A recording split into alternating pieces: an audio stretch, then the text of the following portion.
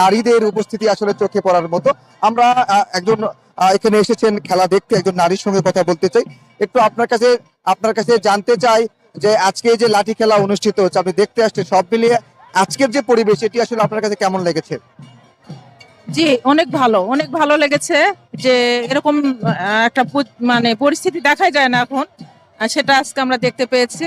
এটা আমাদের শ্রমিক দল করেছে ব্যবস্থা। আর এই ব্যবস্থায় সহযোগিতায় ছিল থানা বিএনপি, আমাদের মূল নেতা ফজলে হুদা বাবুলের উদ্দেশ্যে আজকের এই খেলা।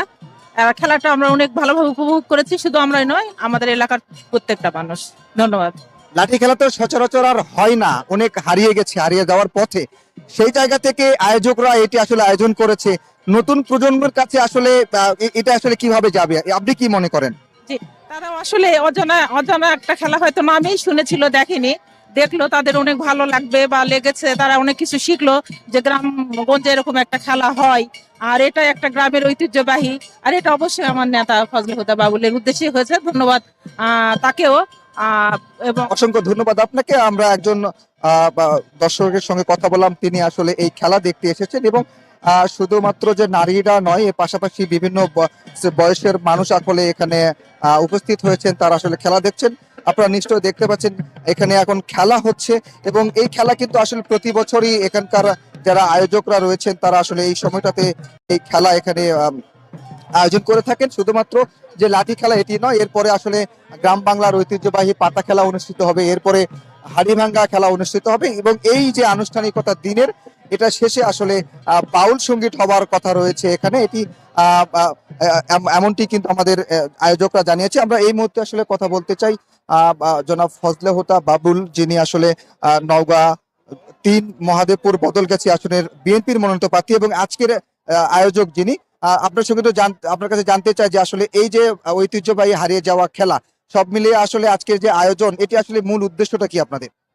ধন্যবাদ। এটার মূল উদ্দেশ্য হচ্ছে, আপনি জানেন যে বদলগাছি হচ্ছে সংস্কৃতির জায়গা। পাহাড়পুর বৌদ্ধ বিহার মানে সেই প্রাচীন সভ্যতা এখানে। আর এই যে লাঠি খেলা, এটা গ্রাম বাংলার একটা প্রাচীন খেলা এবং আমাদের এলাকার এটা একটা ঐতিহ্যবাহী খেলা গ্রাম বাংলার। আমরা কিছুদিন আগেও পহেলা বৈশাখেও এটা খেলেছি বদলগাছি স্টেডিয়ামে।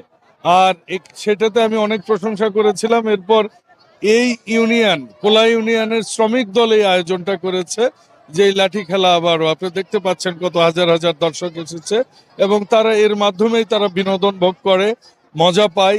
এবং আমি এগুলোতে উৎসাহ দেওয়ার কারণ হচ্ছে, আমরা যদি এই পুরাতন সংস্কৃতিগুলো ধরে না রাখি তাহলে একটা প্রজন্মে যে দেখা যাবে এই খেলাগুলো বাংলাদেশ থেকে উঠে গেছে। এজন্যই মূলত এই আয়োজনের উদ্দেশ্য। আপনি যেহেতু এমপি মনোনীত প্রার্থী, আপনার কাছে জানতে চাই যে আসলে সামনের দিনে এইসব খেলা আরো বেশি বেশি আয়োজন করা যায় কিনা, বিশেষ করে মাদক থেকে যুব সমাজদের দূরে রাখতে এই খেলাগুলো আসলে কার্যকরী ভূমিকা পালন করবে কিনা, আপনি কি মনে করেন?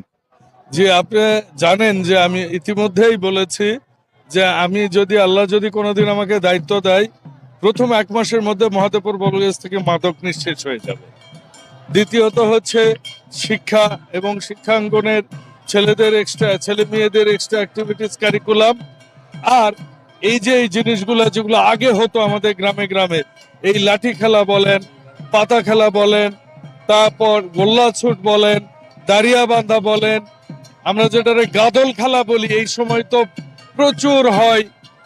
এর পাশাপাশি যেগুলো আমরা প্রচলিত বাংলাদেশের সবাই জানে, ব্যাডমিন্টন খেলা, ফুটবল, ক্রিকেট।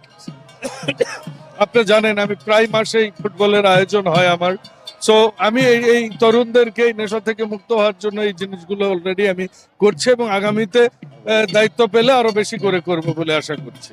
অসংখ্য ধন্যবাদ আপনাকে। আমরা এমনটি চাই আসলে যারা সামনের দিনে যারা যেসব জনপ্রতিনিধিরা আসলে সমাজ গঠনে বা দেশ পরিচালনার ক্ষেত্রে যারা আসবে, তারা এই গ্রাম বাংলার এই খেলা টিকিয়ে রাখতে, পাশাপাশি যুব সমাজদের আসলে এই মাদক থেকে বা অন্যান্য সামাজিক যে ব্যাধি আছে সেগুলো থেকে ফিরিয়ে নিয়ে এসে এই খেলা, এরকম খেলা আসলে কার্যকরী ভূমিকা পালন করবে। আপনারা নিশ্চয়ই দেখতে পেলেন যে এখানে অসংখ্য নারী শিক্ষার্থীরা, ছোট ছোট নারী শিক্ষার্থীরাও তারাও এসেছেন এই খেলা উপভোগ করতে। এই মুহূর্তে আসলে আরো একটি দল আমরা দেখছি, এটি আসলে মাঠে প্রবেশ করছেন এবং এই যে কাঁসা সঙ্গে ঢোলের বাদ্য সব মিলে একটি গ্রামীণ মনোমুগ্ধকর পরিবেশ আসলে সৃষ্টি হয়েছে। বিভিন্ন বয়সের মানুষ এখানে তারা খেলা দেখতে আসছেন। আমরা দেখছি পুরো মাঠ আসলে কানায় কানায় পূর্ণ হয়ে গেছেন। বিভিন্ন এলাকা থেকে আসলে এই দর্শনার্থীরা এসেছেন এই খেলা উপভোগ করতে, এবং আমরা এই মুহূর্তে দেখছি আরেকটি দল আসলে মাঠে নামছেন খেলার উদ্দেশ্যে, এবং এ বেশ হইহুল্লোড় করে আসলে মানুষজন এটি আসলে নিয়েছেন। এবং স্থানীয় যারা বাসিন্দারা রয়েছেন, আমরা লাইভটি শুরু করার আগে তাদের সঙ্গে কথা বলেছিলাম, তারা আসলে বলছিলেন যে প্রতি বছর তারা অপেক্ষায় থাকেন এই দিনটির জন্য, আসলে কখন এই অনুষ্ঠানটি তারা আসলে দেখতে পাবেন।